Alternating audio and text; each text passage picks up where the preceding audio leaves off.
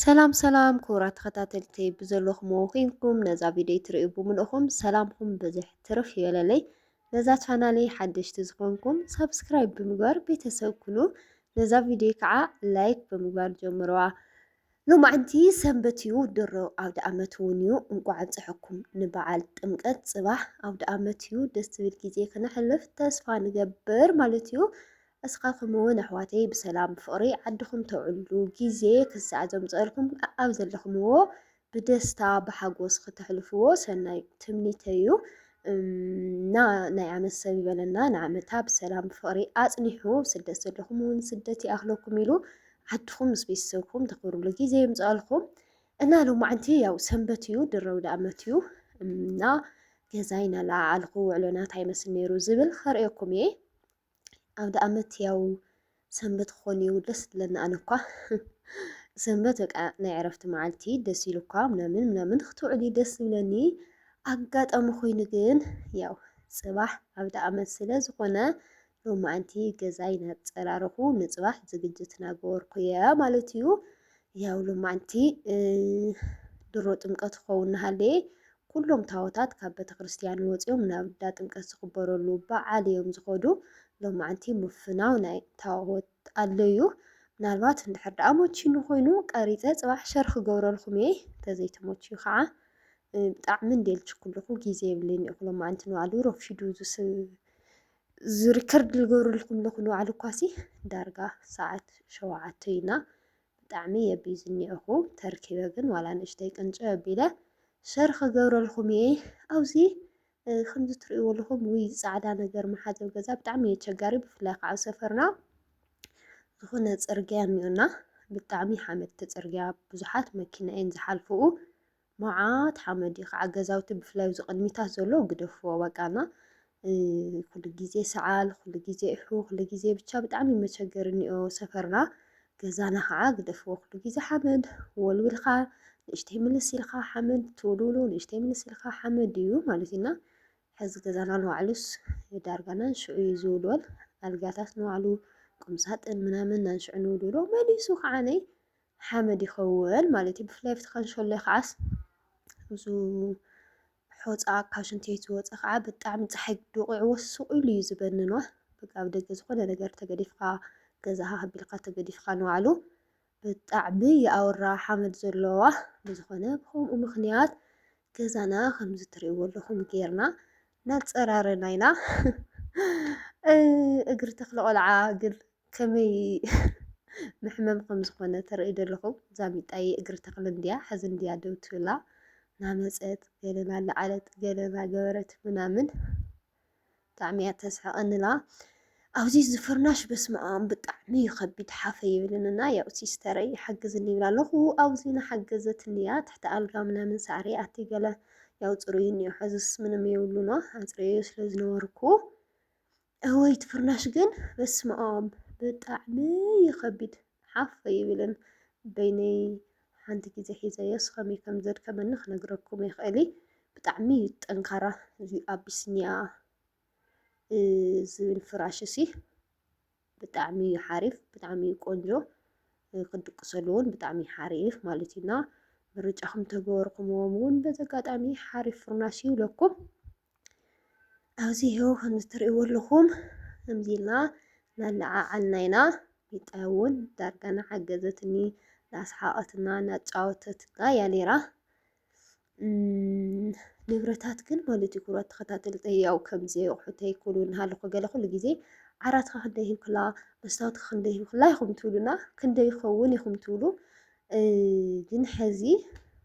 መጀመርታ ኣነ ኣብ ዝሓለፈ ያን ያክል ዋጋ ዝተጋነነ ይወስኸን ነይሩ ሕዚ ይጥይቕ ኣለኹ ግን ዳርጋ መብዛሕትኡ ዝሕዚ ገዚኦ እኒአኹ ኣቑሑተይ እዚሲ ከምቱ ኣነ ዝገዛእኽዎ ከምኡ ኣይኮነን እኒኦ ማለት እዩ። ኣብ ዝሓለፈም ናይ ኣልጋና ናይ ቁምሳጥን ዋጋ ነጊረኩም ነይረ ብጣዕሚ ይኸቢሩ እኒኦ ሰማይ እዩ ኮይኑ ማለት እዩ። ዓራት ንባዕሉ 35 ምናምን በፂሑ ብቻ ወሲኹ እዩ ኩሉ ነገር ማለት ኢና። ኣነ ያው ድሓን እየ በርግፅ ድሓን ኣይነበረን ግን ካብዚ ናይ ሕዚ ከዓነይ ዝሐሸ ናሃለይ ዋጋ እየ ገዚአዮ እቲ ንብረት ዙሮ ካብ ግዜ ናብ ግዜ ዋግኡ እናተቀያየረ እዩ ዝኸድሎ ዝገርመኩም ነገር ኩሉ ነገር ናወሰኸ ኢሉ ከድልዎ ማለት እዩ ኣብዚ ዛ ናሽንት ቤት ፃሕሊ ተኣያ ከይትብሉ ናሽንት ቤት ፃሕሊ ገዚኤ ኩሉ ግዜ ኣብዚ ንንቀሳቀሰሉ ቦታ የቕሚጠያ ከምዚ ትርእይዎ ኣለኹም ወይ ከይትስበረኒ በዚ ኣቕሚጠያና ብሎም ምፅባሕ ሽንት ቤተይ ክሳዕ ሕዚ ተደፈነን እኒኦ ዝገርመኩም ነገር ብጣዕሚ መስግኢ ኮይኑና እኒኦ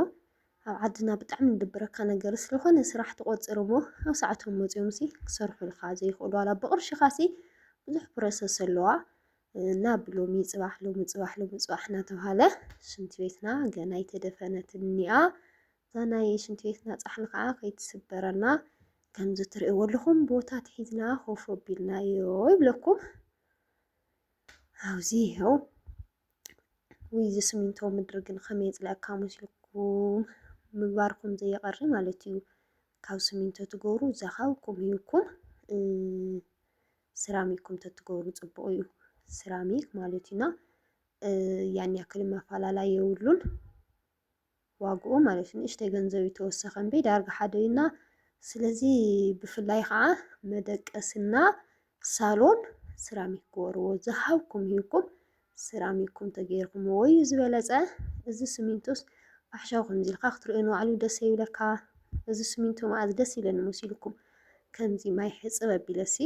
ምስሕስሕ ኣቢለስ ኣብ መጨረሻ ዝኾነ ሽታ ነገር ገለ ኣለዎና ከምኡ ደስ ይብለካ ከምዚ ምድርሲ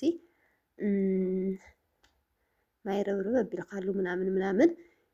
ከምኡ ኢታት እዩ ደስ ዝብለካ ብለኩም ለኹ ኣብዚ ኣቑሑተይ እናስተኻኸልኩ እየ ከምዚ ትሪእዎ ኣለኹም ኣቑሑት ሎሚ ካብ ግዜ ናብ ግዜ ሰማይ እዩ ዝበፅሑሎና ኣነ ከዓኒ ከምዚ ትሪእዎ ኣለኹም መስተይ ናይ ሻሂ ገዚአ ከይኸበረ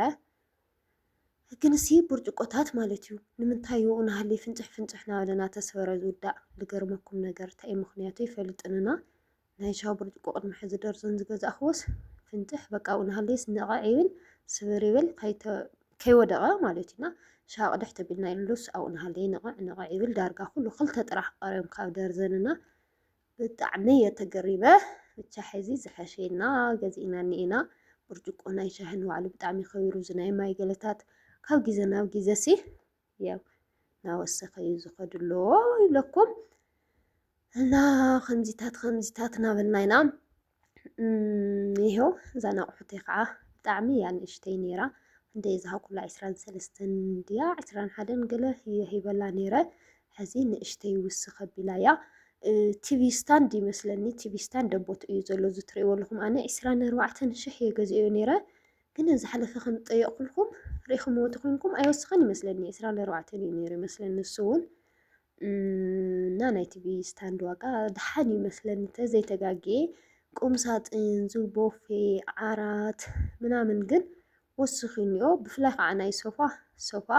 ብ70 ብ60 ነይሩ ብ50 ነይሩ ሕዚ ግን ብጣዕሚ ይኸቢር እኒኦ ማለት እዩ እቲ መሳርሕታት ስለ ዝኸበረ ያው ተቑሑት እውን ከምኡ ኢሉ ይኸቢሩ ይብለኩም እና ገዛና ምፅርራይ ነዚ መስል ድሮብ ደኣ መስ ዝግጅትና ከምዚ ናበልና ኢና ብኣኻትኩም ከ ዝግጅት ከመይ እኒኦ ዓዲ ደው ኢልኩም ዶ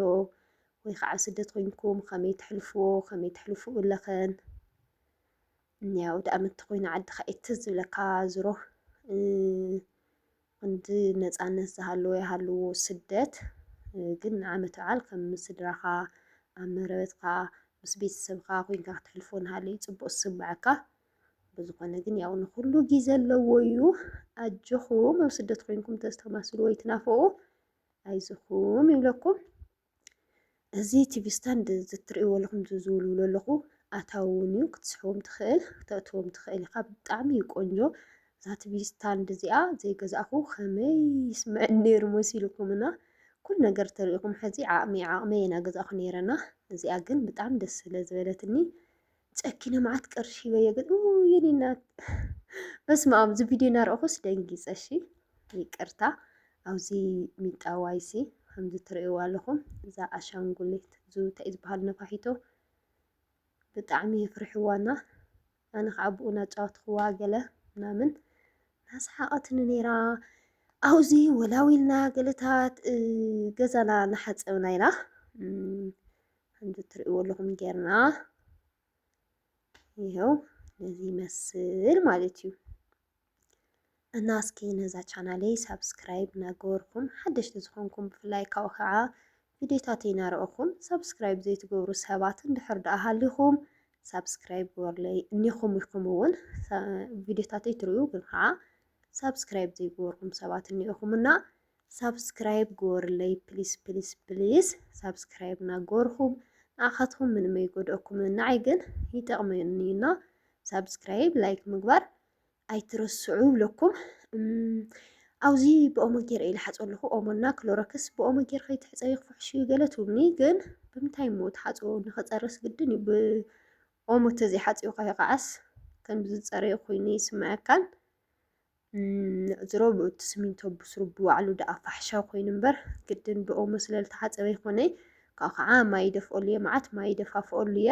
ዋላ ብኦሞ ሕፅብ ኣቢለሲ ማይ ፅሩይ ገይረ ክሳዕ ማይ ፅሩይ ዝወፅእ እዩ ማይ ዝደግመሉዎ ማለት እዩ እና ግዴታ ስለ ዝኾነ እየ ብኦሞ ዝሓፆ ይኸው ከምዚ ትሪእዎ ኣለኹም ነዚ ይመስል እና እስኪ ኩራት ተኸታተልተይ ያው